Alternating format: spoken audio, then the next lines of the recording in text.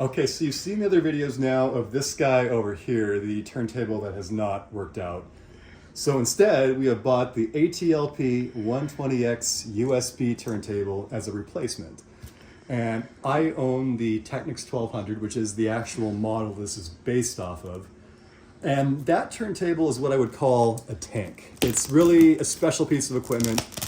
You really can't beat it for the build quality and the longevity of some of these turntables. I think somebody online wrote a story about how they had one that went through a flood, and even though it was full of water, it still worked. So I don't know if this turntable is going to be quite as good, but we are going to see if the knockoff can at least match some of the quality. And we've got this turntable over here, the Sony, that was just basically a turntable that I bought offline on Facebook Marketplace. The speed was never right on it. I couldn't get it to track properly. There were a lot of issues with that.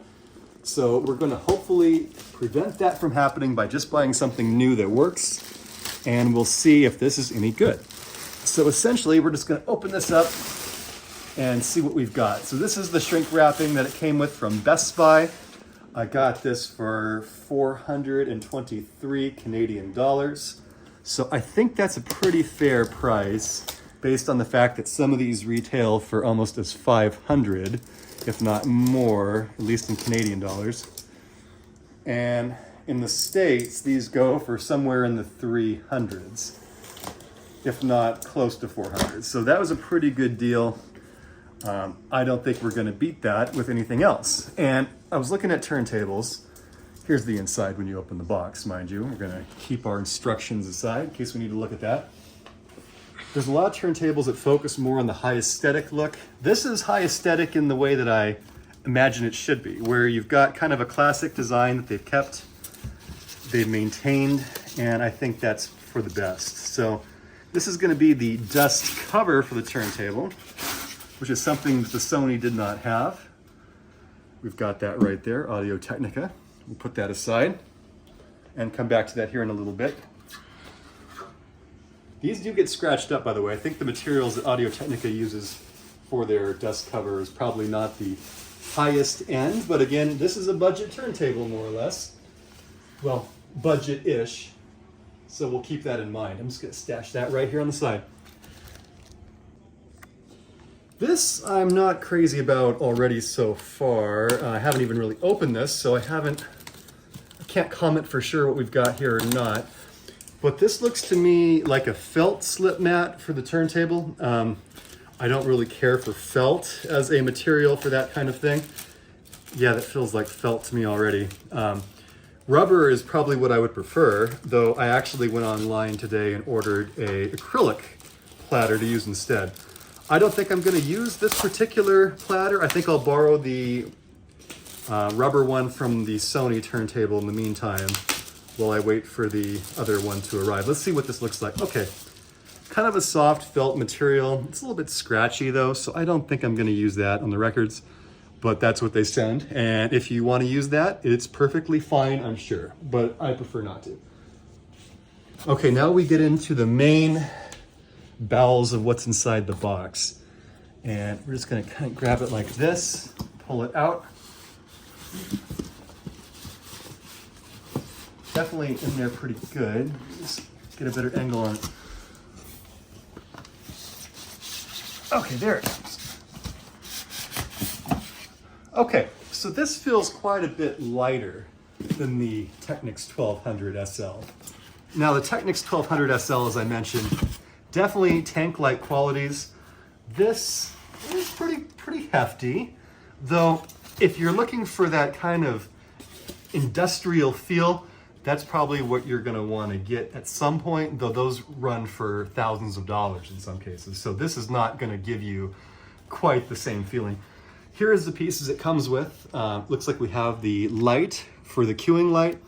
Looks like we've got the head shell pre-aligned, which is fantastic, don't have to worry about that. Counterweight, a couple hinges for the dust cover, and I believe some either spare hinges or additional hinges. So we'll put that aside for now. Take a closer look here in a bit. This is going to be our platter. And you can see a little bit of a cost-cutting measure, not a big deal. So it's machined, it looks good, it looks just like a Technics 1200 SL. But here on the bottom, it does have this other ridge, which would be where you would put a belt if this was a belt drive turntable, which this is not. And I don't know if you're in the market for a turntable right now. If you're watching this, you probably are. Belt drive seems to be the common thing that most turntables come with these days. I prefer direct drive. That's the reason why I bought this one over the other options out there. So that is our platter right there.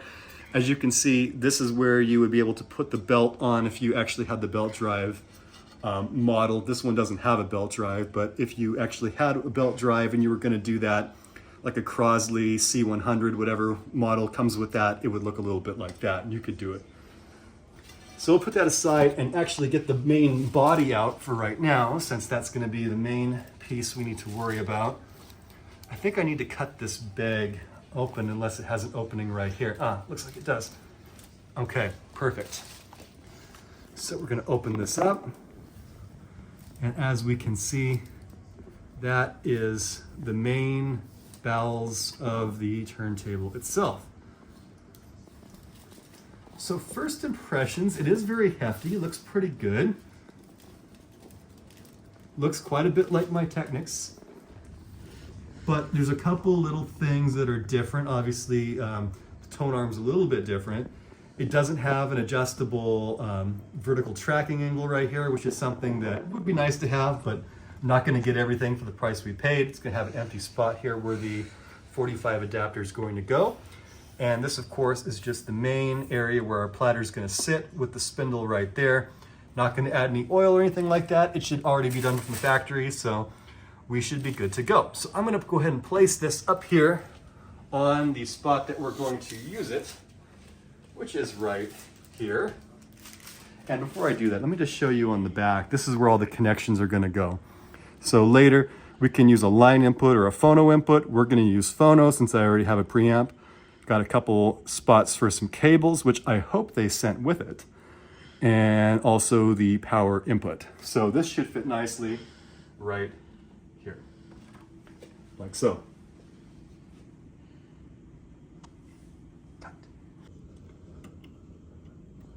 So I'm just going to take some of this stuff off, get this ready. This is just protecting it and shipping. I was very impressed with how this was shipped. I actually picked it up at Best Buy, but obviously it still gets shipped from somewhere. It's made by Handpin Turntables in China. So Audio-Technica leases the brand or uses the brand. They put their name on it, but they actually have the contract with Handpin Turntables. So this is what this is. So it's got a handpin motor. It is a quartz lock system, so you don't need to worry about speed, or hopefully will not need to worry about speed. As you saw from my previous video, if you watched it, encourage you to do so. Could not get the speed right on the previous turntable. It was just all over the map. And adjusting it didn't do anything. This one you don't need to adjust. This is quartz locked, so should not have that problem. So we're going to open a couple other boxes, and I'm just going to go ahead and place this platter right on it, so that way we can kind of see what this is going to look like. So that is the platter right there. We're just going to install that right now. Perfect. That looks very nice. Okay, let's see what's in the rest of the boxes. So, got a box right here. I'm going to go ahead and bring this over. What is this going to be? This is going to be our power supply right here.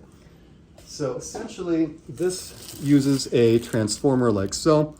Some complaints I heard on the internet were that this is kind of flimsy because this technically has a push system right here where you can pop this piece out and then put a different adapter on for a different country. So we're not going to worry about that. We're just going to leave it the way it came and basically put it in our power strip just like that. So I'm going to put that aside. We'll connect that here shortly. Let's see what's in the other box. It should be, let's see here. Oh, okay. We've got our USB cable. This is a USB turntable. Don't plan on really using that feature. This is great if you want to digitize your records. Some people want to do that. Not too concerned about that at the moment. This is more important. This is going to be our audio cables and our ground cable. So you're going to need those ground cables to make sure that the hum is eliminated. And it looks like we have some pretty high quality audio cables here as well, which we will plug in later to that preamp, which is right down there. The wonderful part about this turntable though is you don't actually need to use this if you don't want to. Just switch it over to line, then you can use the internal preamp that's inside the turntable, and then you don't need to worry about that, which is kind of a nice touch for a lot of people who don't have that kind of thing installed. So that is actually a very good all-in-one kind of system that they've come up with, where people who don't kind of have that extra piece of technology, or they don't have a receiver, they don't need to worry about it. They can just grab some powered speakers and then they're good to go. So this little piece is going to be your 45 adapter. On my Technics, it's a nice piece of chunky metal. This is just going to be plastic. That's fine. Not going to really worry about that. Just going to stash that right there where it belongs, in the back corner. And I think the next thing we should do is take a closer look at our dust cover. So that is the dust cover. We're going to install some hinges on it real quick, and then we'll get that ready to install so we keep this nice and clean, hopefully as high aesthetic as possible, and we'll protect it from anything in this apartment that might fall in it. Okay. So that is our hinge, or one of the hinges for our turntable. You can see right here it's got a slot on the back, so essentially that's going to slot into the back of the turntable. This is going to be the free-flowing piece. So you can kind of think of it this way. If this is going to be facing towards the turntable like that, it's going to go just like this. So we're just going to kind of stick these here. And let's see if that connects. Maybe it'd be easier to put this on the turntable first. Let me try that. Might be a little bit simpler to figure it out. So on the back, like so. Perfect. And then like this. And then we'll take this and go like this. And it's really that simple. That's installed. And now it automatically holds it up. It's protected. Those actually face the other way, so that you'll notice right when you get your turntable, it's going to have the slot. Just stick it right in there. And it's very, very simple. These are damped, so that way it doesn't slam against the paint or finish of this turntable. So just like that, very, very simple. Okay, the next piece, which is actually a great selling point in this turntable for beginners. I'm just going to open it up here real quick. Pardon the noise. We have a head shell they pre-mount for us and give us one of the best cartridges that Audio-Technica currently produces. Now, not everyone's going to want to use the Audio-Technica cartridge that's on there. That's totally understandable. But this is actually a very good one, and I have no issue using this myself with this turntable. It's pre-aligned. We'll check it with the alignment protractor that we have just to make sure everything is set up already for us from the factory. So all we have to do is go ahead and go to our turntable and install it. So let me just go ahead and check it before I do that, make sure nothing happened in the shipping process. That looks totally fine though, and it is brand new. So we're just gonna go ahead and put this back. And we're gonna follow the process to just go ahead and put that right there, like so. And we are installed and ready to go. Now, we're gonna have to figure out the counterweight situation too. And the counterweight's gonna go right here on the back. That is also as simple as using this nice, convenient counterweight that Audio-Technica provides us. Luckily, this is a nice, heavy-duty metal counterweight, not something that's cheap and feels flimsy. Here it is, like so. We're going to put it on the back very carefully. And we're going to have to balance it, which is something we'll do here shortly. Now you'll notice that the front rotates, the back does not. That's because we can adjust the weight that we want to have forcibly putting down on the stylus when we play the record. And for that, we're going to follow the instructions because you don't want to take chances with that if you don't know what you're doing. So let me grab the instructions, find out what the desired tracking weight is, and we'll do that next. Okay, so this is one area where I feel like Audio-Technica might be dropping the ball a little bit. So when it comes to actually giving this cartridge and this tone arm the proper downforce, they don't really explain what the actual force should be. Now there is a picture on here that basically shows it. If I can find it, I believe it says 2, as in 2 grams. And that's great. I mean, fantastic to know they're showing 2, but I mean, I would rather know what the actual range is, because when it comes to a range for what the downforce can be, there's typically the lower number and the higher number. The lower number is usually what they market it as to make it look like it's tracking lighter, to make it seem more appealing to the customer, whereas the higher number is going to be the one that the engineers say that it can go up to that weight.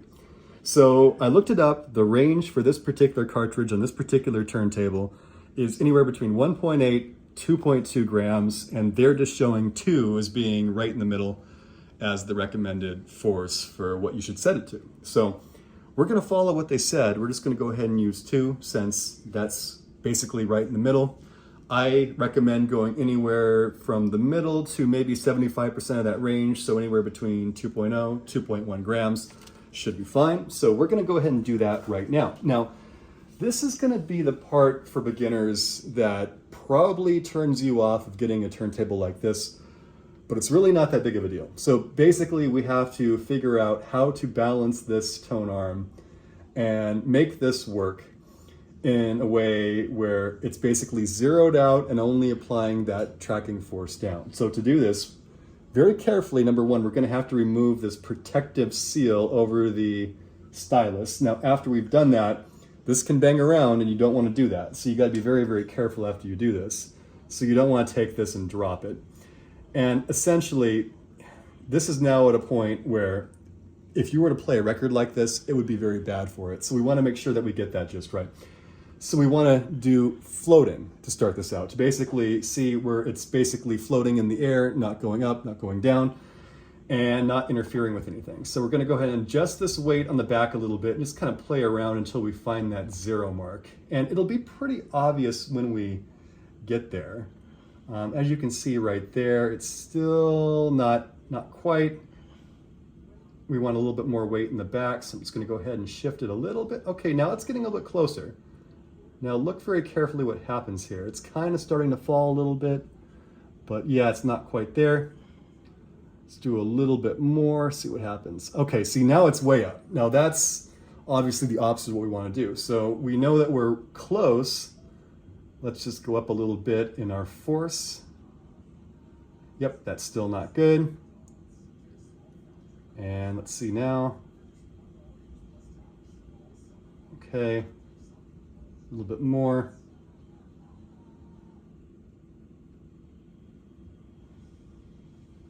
A little bit more. Okay, that's a little bit closer. I want to check that one more time, see what that looks like. Again, you want to do this by hand, so be very careful not to bang this in anything. That's actually a little bit too much, so now we got to go back the other way a little bit. So you can see where this might be a little bit tedious feeling, because you really have to kind of just experiment a little bit and kind of play around until we get it just right. That's pretty good right there. As you can see, it's a little bit off, but it's not, it's floating a little bit. So let's go ahead and just experiment a little bit more with that. Okay, it feels pretty good. No, a little bit less.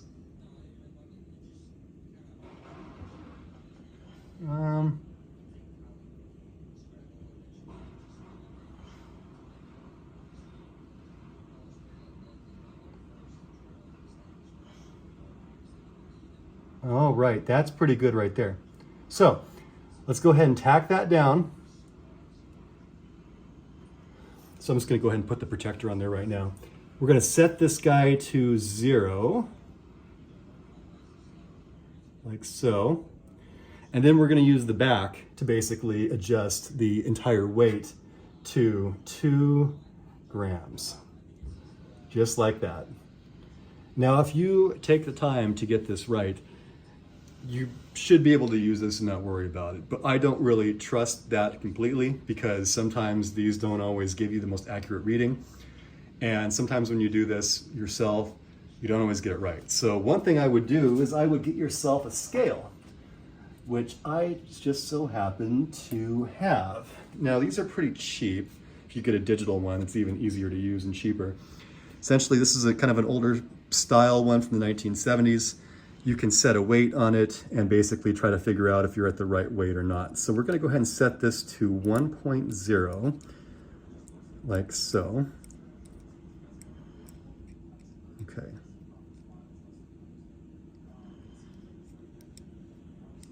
And on this side, see it says ×2 or ×1. So we're going to go with the ×2 because 1 times 2 equals 2 grams. And that should tell us if we're either right, wrong, or if this thing is a little bit off. So let's go ahead and use the platter mat they gave us just to make sure this is as exact as possible. So we're going to put that there. We're going to put that there. And now we're going to actually see what this measures up to if I were to go ahead and try it. So let's go ahead and take the tack off, which is this little handy dandy tool. And I'm going to just make sure that this is 1.0.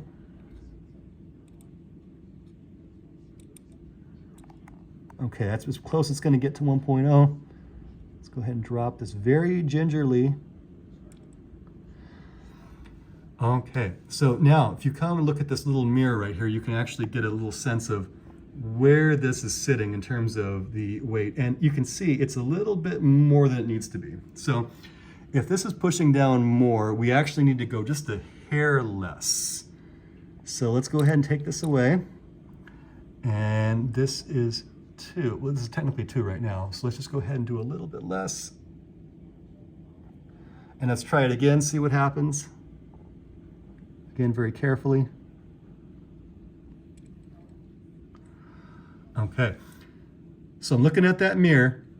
It's exactly at the point where it would be right in the middle. So we can say that is 2. So let's go ahead and grab that, put this back. Let's go back to our little ring here and we'll just go ahead and twist this just a tad, not touching the weight, just gonna put the little ring on 2 because we know for sure that we have 2 grams, it's safe to use, and it's exactly the right weight. Okay, so that's a scale. I recommend get yourself a digital one. It's a little bit easier to use than this kind of old school one, but still this is actually a nice little touch to have. Now we're not done because we need to do one more thing that a lot of people don't realize they have to do when they get a turntable, and that's set our anti-skating force.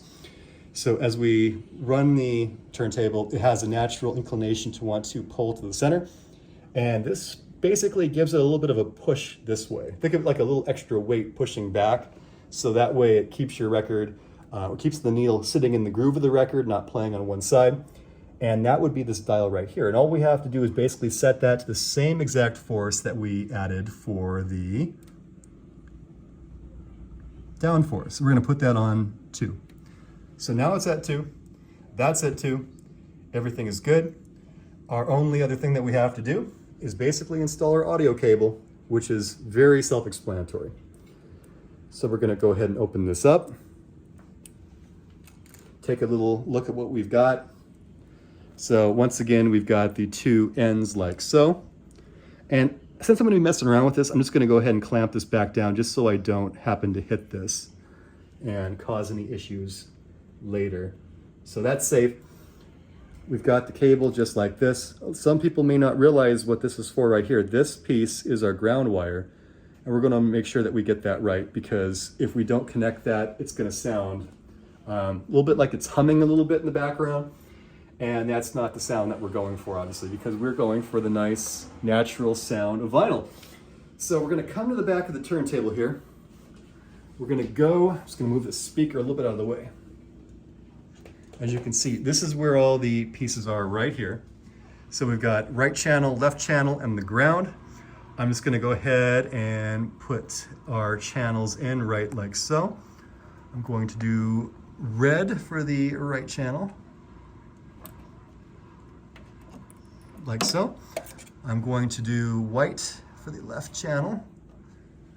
Let's see here. Yes, I'm gonna go underneath, just to keep this as clean as possible. White, like so. And I'm gonna put the ground wire right here on this little nub.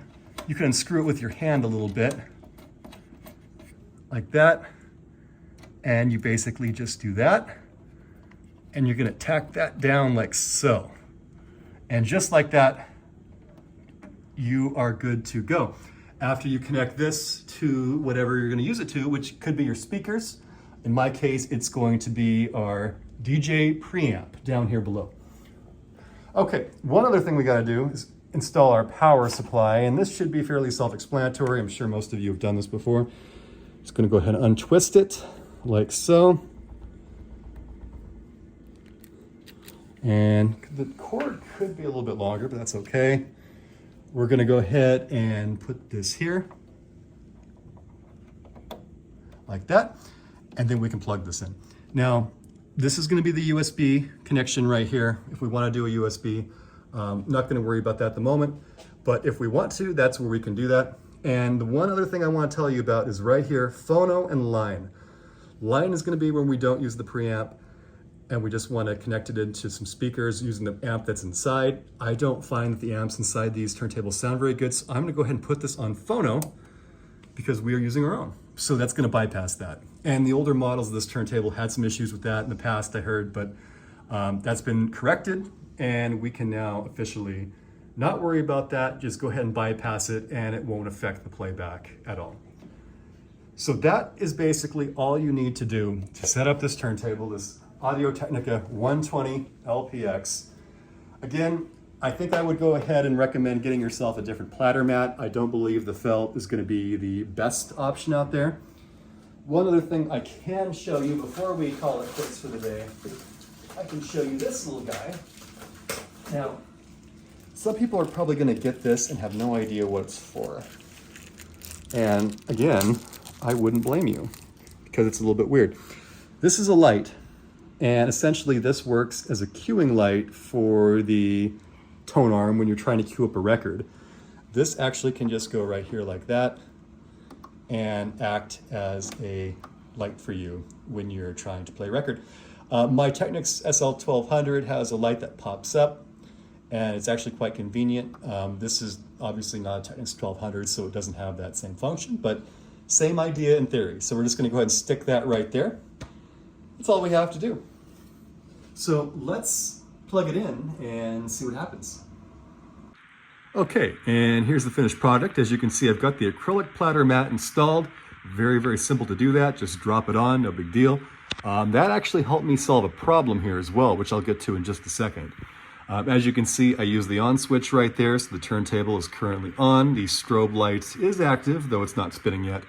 And you can see that the cueing light is on now as well.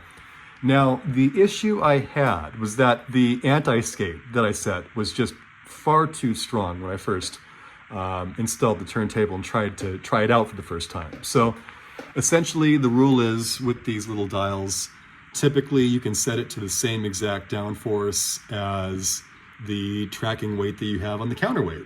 So in this case it's 2, so theoretically you would go with 2 on the anti-skate dial. That works on pretty much every turntable I own, but this one, that did not work, and I'll explain why. So the spring inside the turntable that helps set the anti-skate is just way too strong. It doesn't work, and it actually causes the tone arm to push back this way more than it's supposed to. So it's almost like you'd be playing a record and you'd lift the tone arm off the record at the end of it, and you couldn't even get it to stay in place because it would want to spring all the way back to the origin point.